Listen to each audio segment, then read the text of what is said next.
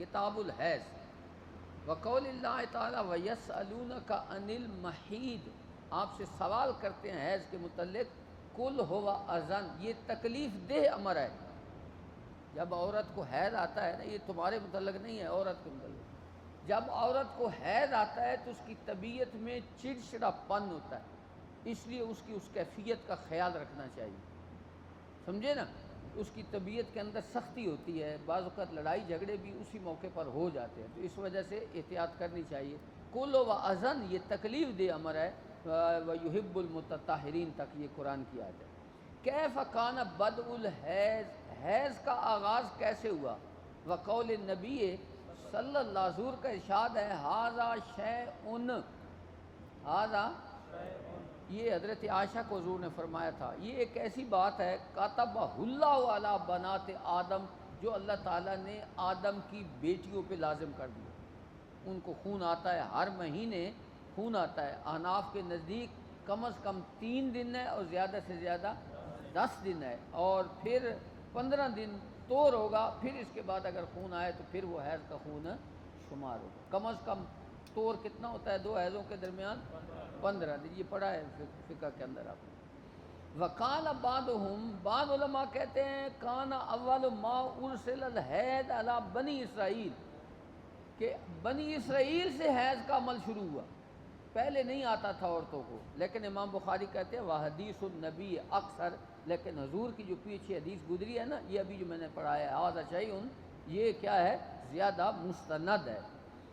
حدثنا علی بن عبداللہ قال حدثنا سفیان قال سمعت عبد الرحمن بن القاسم قال سمعت قاسم یقول سمعت عائشہ تقول خرجنا لا نرى الا الحج، ہم حضور کے ساتھ حج کے ارادہ سے نکلے، فلما کننا صارفہ، یہ جگہ کا نام ہے، جب ہم اس مقام پر پہنچے، ہد تو حضرت عائشہ کہتی ہے مجھے حیض آ گیا، فداخل علیہ رسول اللہ صلی اللہ علیہ وسلم وانا ابکی، حضور میرے پاس آئے تو میں رو رہی تھی، کانا مالا کے انفستے، کیا تمہیں حیض آ گیا ہے؟ یہاں نفستے بمانا ہتے ہے، ویسے نفاس بچے کے پیدا ہونے کے بعد جو خون ہوتا ہے اس کو کہتے ہیں، لیکن اس کا مطلب ہے نفستے کا لفظ حیض کے لیے بھی استعمال ہوتا ہے۔ کل تو نام، میں نے کہا ہاں حضور مجھے حیض آ گیا ہے، کالا ان ھذا امر، یہ وہ معاملہ ہے، کاتبہ اللہ علی بنات آدم، جو اللہ تعالیٰ نے بنی آدم کی بیٹیوں پر لازم کر دیا ہے۔ فرمایا فقدی ما یقدی الحاج، حضور نے فرمایا تھا عمرہ چھوڑ دو اور اب حج کا احرام باندھ لو، غیر اللہ تطوفی بالبیت، لیکن طواف نہیں کرنا، جن دنوں میں یہ خون آ رہا ہو طواف نہیں کرنا، کیونکہ کعبہ مسجد کے اندر ہے اور مسجد میں ایسی حالت میں عورت کے لیے جانا جائز ہے، اس وجہ سے حضور نے فرمایا لا تطوفی، طواف نہیں کرنا۔ باقی حاجی جو اعمال کرتا ہے، عرفات جاتا ہے، مزدلفہ جاتا ہے، منا جاتا ہے، عورت وہاں جا سکتی ہے، وہاں منع نہیں ہے۔ قال نہى رسول اللہ صلی اللہ علیہ وسلم عن نسائہ بالبقر، اللہ کے رسول نے بطور قربانی اپنی ازواج مطہرات کی طرف سے ایک گائے ذبح کی تھی، حضور نے اپنی ازواج مطہرات، وہ بھی آئی ہوئی تھی نا حج کے موقع پر، تو اس لیے حضور نے ان کی طرف سے ایک گائے ذبح کی۔ باب غسل الحائض راس زوجها وترجیلہ، حیض والی عورت اپنے خاوند کے سر کو کنگھی کر سکتی ہے، اسے دھو بھی سکتی ہے۔ عیسائی جو تھے نا، وہ عورت کو بالکل حیض کی حالت میں گھر سے ہی نکال دیتے تھے، بھائی ہو ہی نہیں گھر میں۔ یہودی اس کے ساتھ وہ حقوق زوجیت بھی ادا کرتے تھے ایسی آئی، اس لیے اسلام نے درمیانی کیفیت بیان کر، اعتدال بیان کر دیا۔ اس کے ہاتھ سے پکا ہوا کھانا میں حرج نہیں ہے، عورت کنگھی کر سکتی ہے، مرد کا غسل دے سکتی ہے، یہ سارے معاملات کر سکتی ہے، لیکن وہ اس کے ساتھ گڑبڑ نہیں کرنی۔ حدثنا عبداللہ ابن یوسف قال حدثنا مالک عن ہشام ابن عروہ عن ابی عن عائشہ قالت کنت ارجل، تو اس کا مطلب ہے بیوی اپنے خاوند کو کنگھی بھی کر سکتی ہے، رجل یرجل میں نا کنگھی کرنا، ارجل راس رسول اللہ صلی اللہ علیہ وسلم وانا حائض۔ حدثنا ابراہیم ابن موسیٰ قال اخبرنا ہشام ابن یوسف ان ابن جریج اخبرہم قال اخبرنی ہشام بن عروہ انہ سئل اتخدمنی الحائض، کیا حیض والی عورت میری خدمت کر سکتی ہے، یعنی میرے ساتھ میری خدمت کر سکتی ہے؟ او تدنو منی المرأۃ وہی جنب، کیا حیض کی عورت میرے قریب آ سکتی ہے جبکہ وہ جنبی ہو؟ فقال عروہ کل ذالک علی حین، یہ ساری باتیں آسان ہیں، اس میں کوئی حرج نہیں ہے، خدمت بھی عورت کر سکتی ہے، قریب بھی آ سکتی ہے۔ وکل ذالک تخدمنی، سارے یہ کام کر سکتی ہے۔ ولیس علی احد فی ذالک باس، اس میں کوئی حرج ہے۔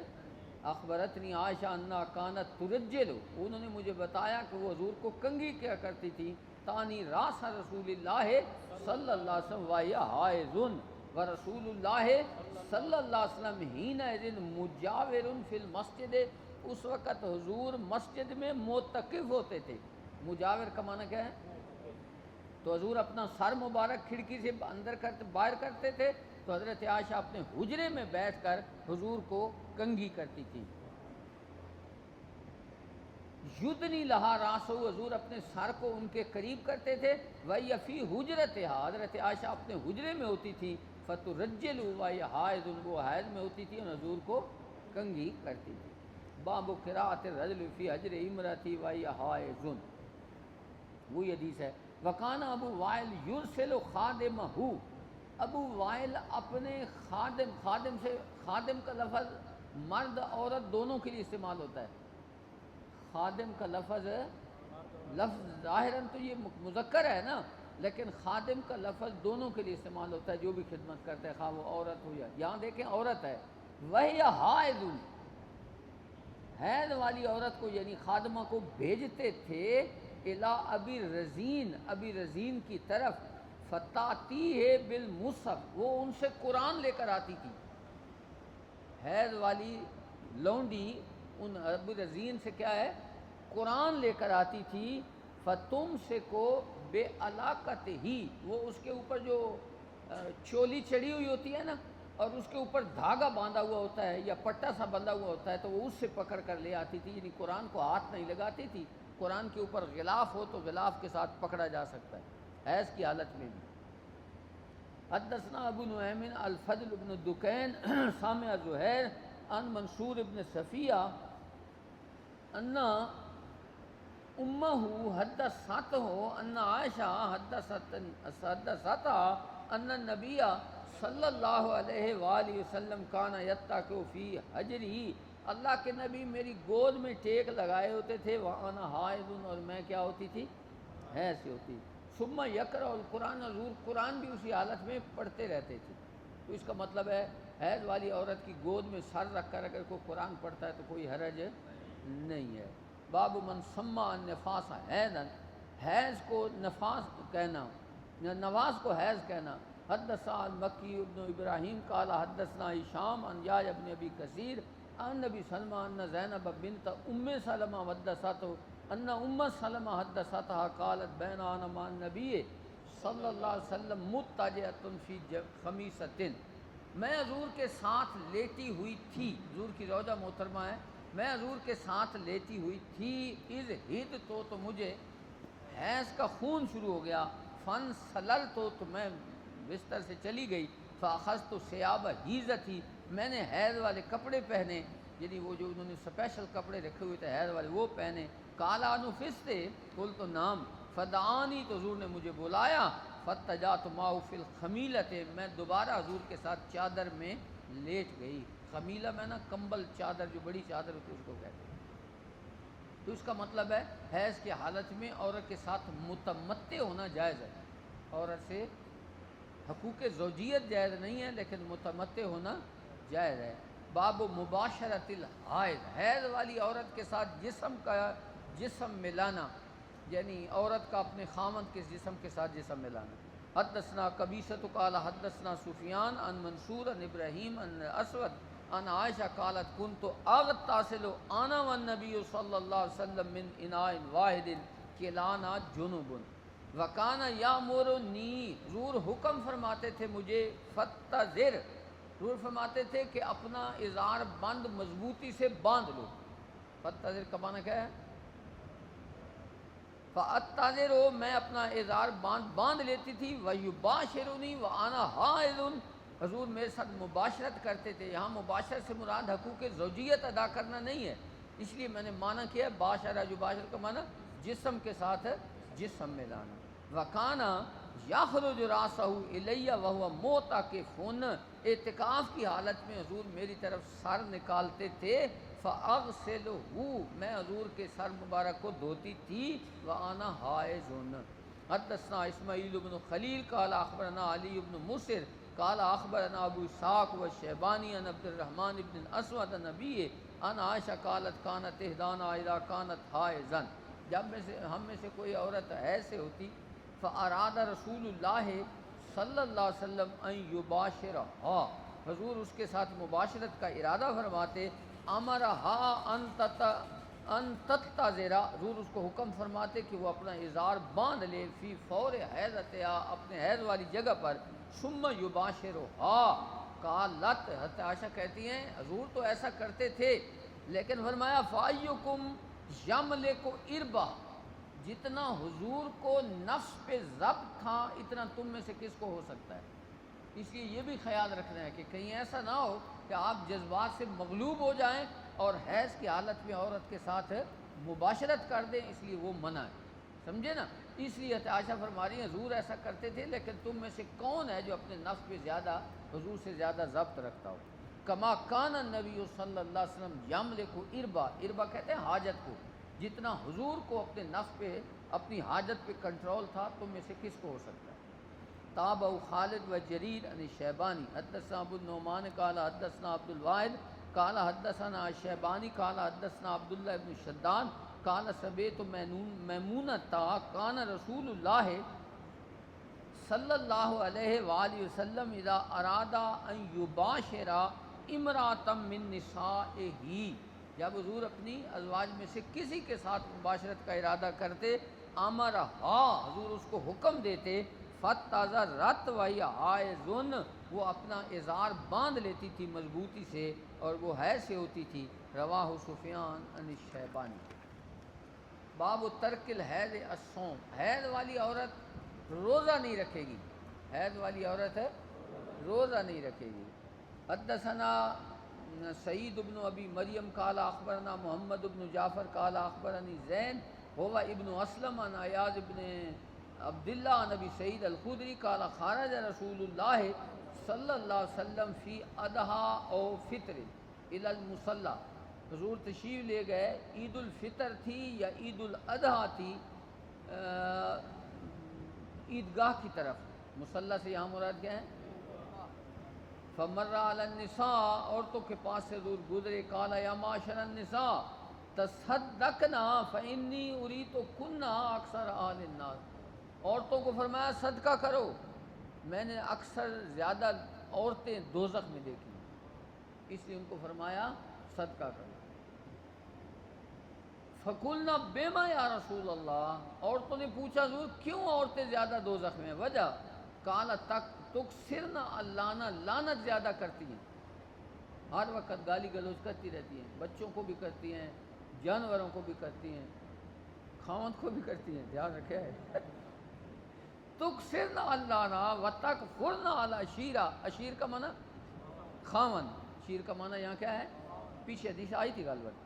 ما رأیت من ناقصات عقل و دین، بڑی قابل توجہ بات ہے، بڑی حکمت بھری بات ہے، اس کو اگر آپ ہمیشہ یاد رکھیں گے تو آپ کی زندگی آسان رہے گی۔ توجہ سے سنیں، حضور نے فرمایا میں نے کوئی ایسی چیز نہیں دیکھی جو عقل کے اعتبار سے بھی کم ہے، دین کے اعتبار سے بھی کم ہے، لیکن ایک حاذق مرد، ایک اچھے بھلے سیانے انسان کے دماغ کو بھی لے جاتی ہے، یہ عورتیں ہیں۔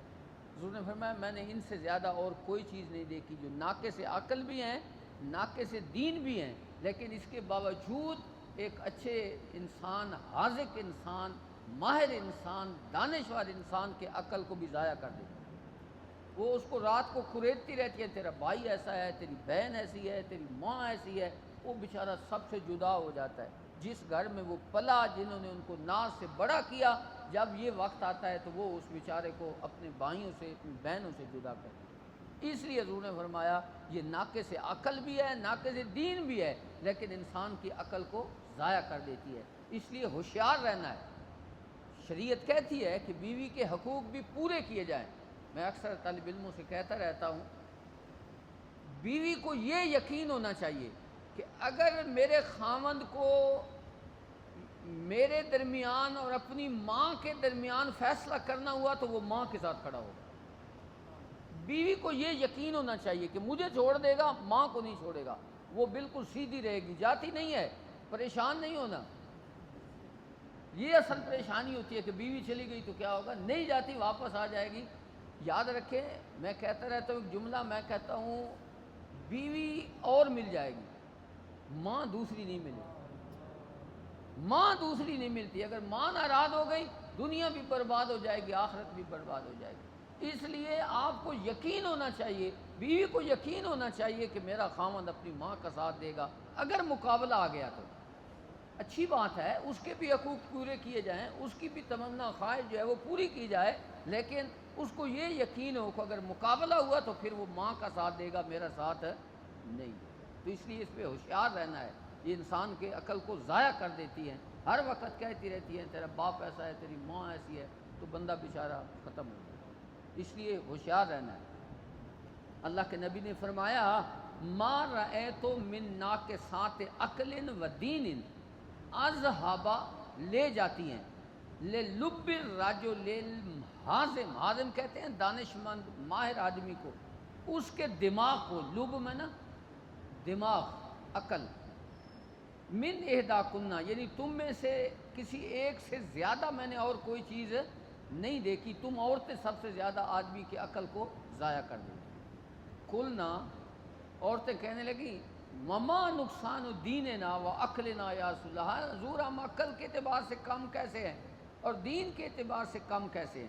تو اللہ کے نبی نے فرمایا الیس شہادت المرأۃ مثل نصف شہادت الرجل، کیا مرد کے مقابلے میں عورت کی گواہی آدھی نہیں ہے؟ آدھی ہے نا بھائی، ایک مرد کے مقابلے میں دو عورتیں کھڑی کی جاتی ہیں نا، اس وجہ سے فرمایا۔ تو اس کا مطلب ہے اس کی عقل کم ہے۔ تو یہ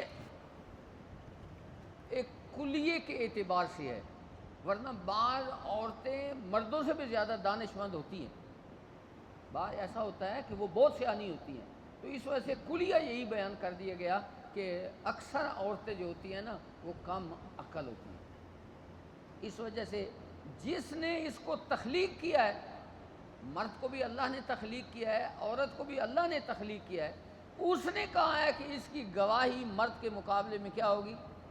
نصف ہوگی۔ تو اس لیے بعض لوگ یہ اعتراض کرتے ہیں جی بعض عورتیں بڑی دانش مند ہوتی ہیں، وزیر اعلیٰ بن جاتی ہیں، وزیر اعظم بن جاتی ہیں، وہ بے نظیر بنی تھی۔ تو لیکن یہ کلیہ یہی ہے جو قرآن نے بیان کیا کہ ان کی عقل کم ہوتی ہے، اور بعض اوقات ظاہر بھی ہو جاتا ہے، پھر نقصان بھی ہوتے ہیں۔ اللہ کے نبی کے دور میں ایرانیوں نے عورت کو سربراہ بنایا تھا، تو حضور کو پتہ چلا تو حضور نے فرمایا لن یفلح قوم ولوا امرأۃ، وہ قوم کبھی بھی فلاح نہیں پائے گی جو عورت کو سربراہ بنا دے۔ تو پاکستانی قوم بھی کبھی بھی کامیاب نہیں ہوگی، خاص کر پنجاب والے جن کی سربراہ عورت ہے۔ ہاں، یہ اللہ کا فیصلہ ہے بھائی، جس نے اس کو تخلیق کیا اس نے کہا ہے کہ اس کے اندر میں نے صلاحیت کم رکھی ہے، اس کے اندر مرد کے مقابلے میں صلاحیت کیا ہے؟ کم ہے۔ وہ قرآن کہہ رہا ہے جس نے اس کو پیدا کیا ہے، اس لیے اس پر سوال نہیں ہونا چاہیے۔ قلنا بلا، تو ہم نے کہا ہاں واقعی یہ تو ہے کہ عورت کی گواہی نصف ہے مرد کے مقابلے میں۔ قالا فذلک من نقصان عقلہا، یہ اس کے عقل کی کمی کی دلیل ہے۔ الیس اذا حاضت لم تصلی ولم تصم، جب اس کو حیض آتا ہے تو نماز بھی نہیں پڑھ سکتی، روزے بھی نہیں رکھ سکتی۔ قلنا بلا قال فذلک من نقصان دینہا، یہ اس کے دین کی کمی ہے۔ ٹائم ہو گئے؟ چلو۔